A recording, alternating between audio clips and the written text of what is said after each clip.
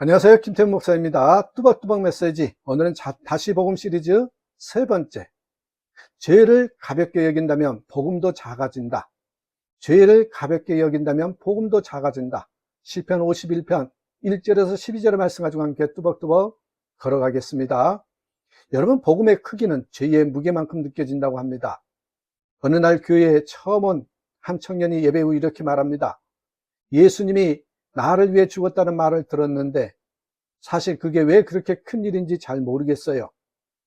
복음이 작게 느껴지는 이유는 죄를 가볍게 여기기 때문입니다.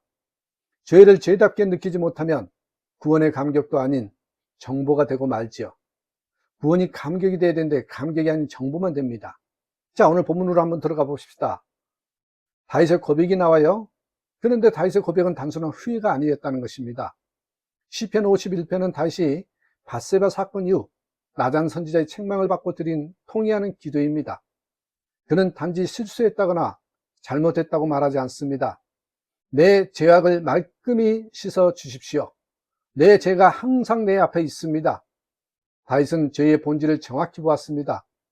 4절에 보니 내가 주께만 범죄하여 사람에 대한 잘못 이전에 하나님과의 관계가 무너졌음을 인식하고 있는 것입니다. 자, 죄를 가볍게 여길 때 나타나는 믿음의 세 가지 변화가 있습니다. 한번 점검해 보십시다. 첫째는 은혜는 감격이 아닌 권리처럼 느껴진다는 것입니다.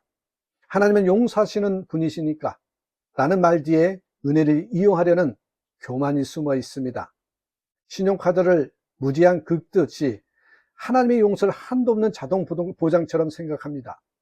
그러나 복음은 값싼 티켓이 아니라 예수님의 피로 산 생명의 대가입니다. 혹시 주님은 이해해 주시겠지라는 말로 죄를 계속 허용하고 있지는 않습니까?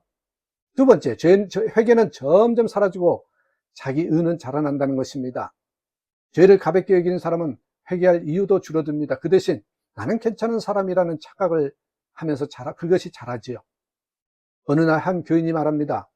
전 바리새인 같지는 않아요. 기도도 하고 나쁜 짓도 안 하고. 그러나 자신이 하나님의 은혜 없이는 살 수 없는 죄인이라는 사실을 잊은 겁니다. 나는 얼마나 회개하고 있나요? 회개의 깊이가 얕다면 복음의 감격도 얕아집니다. 세 번째, 신앙은 껍데기만 남고 내면은 마른다는 것입니다. 죄를 인정하지 않으면 하나님과의 친밀함이 사라집니다. 그 자리를요, 의무와 습관이 채우죠. 물을 받지 못하는 화분은 겉으로는 멀쩡해 보여도 속은 바짝 말라갑니다. 회개 없는 신앙은 점점 메마르게 되어 있습니다. 예배를 드리는데 왜 가슴이 뛰지 않죠?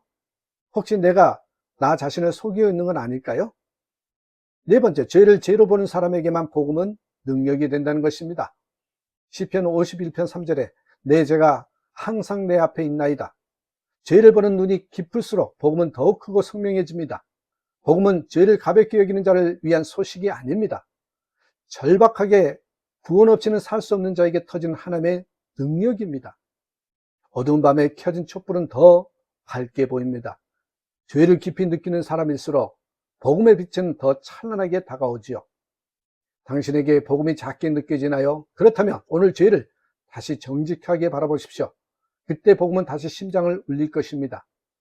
여러분, 다섯 번째, 다윗의 회개, 죄에서 은혜로 가는 회복의 여정이었다는 것입니다.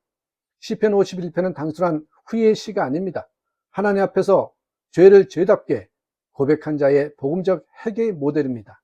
자, 보십시오. 첫 번째로 죄를 부인하지 않고 인정한다는 것입니다. 3절, 내 죄가 항상 내 앞에 있나이다. 다윗은요, 책임을 돌리지 않습니다. 변명도 없습니다. 죄를 숨기지 않을 때 하나님의 은혜가 시작됩니다. 잠언 28장 13절에 자기의 죄를 숨기는 자는 형통하지 못하나 자복하고 버린 자는 불쌍히 여김을 받으리라. 두 번째죠. 오늘 본문에 보시면 하나님의 인자하심에 근거하여 용서를 구한다는 거죠. 1절, 주의 인자를 따라 긍휼을 따라 내 죄를 지워 주소서. 다윗은 자기 의가 아니라 하나님의 성품에 기대어 기도합니다. 죄인이 자신이 만든 사다리가 아닌 하나님의 손을 붙잡고 올라가는 것, 그것이 진짜 회개입니다. 세 번째 보시면 정결함을 요청하고 다시 회복되기를 간구한다는 것입니다. 자, 7절에 또 12절에 보시면 우슬초로 나를 정결하게 하소서, 주의 구원의 즐거움을 내게 회복시켜 주소서. 우슬초는 구약의 정결 예식에 사용했던 식물이지요. 단순한 감정의 해소가 아닌 거룩의 회복을 강구했다는 것입니다. 어느 선교사가 이렇게 고백했습니다. 나는 회개할 때마다 다시 살아나는 기분이 듭니다. 회개는 무너짐이 아니라 새로운 시작입니다. 한번 우리 오늘 말씀을 적용하고 결단해 보십시다. 하나님 앞에서 나의 죄를 가볍게 여기지 않았는지 돌아보십시오. 죄를 정직하게 고백하는 것이 은혜의 통로입니다. 반복되는 죄를 용인하지 말고 다윗처럼 무너져 기도하는 회개를 회복하십시오.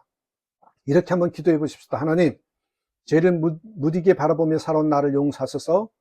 복음이 작아졌던 건 죄를 가볍게 여겼기 때문이었습니다. 다윗처럼 정직히 고백하며 당신의 긍휼과 자비에 내 마음을 던집니다. 다시 정결한 마음을 창조해 주시고 주의 구원의 즐거움을 회복하게 하소서. 죄를 가볍게 여기지 않는 저와 여러분의 삶이 되시기를 주님의 이름으로 축복합니다. 감사합니다.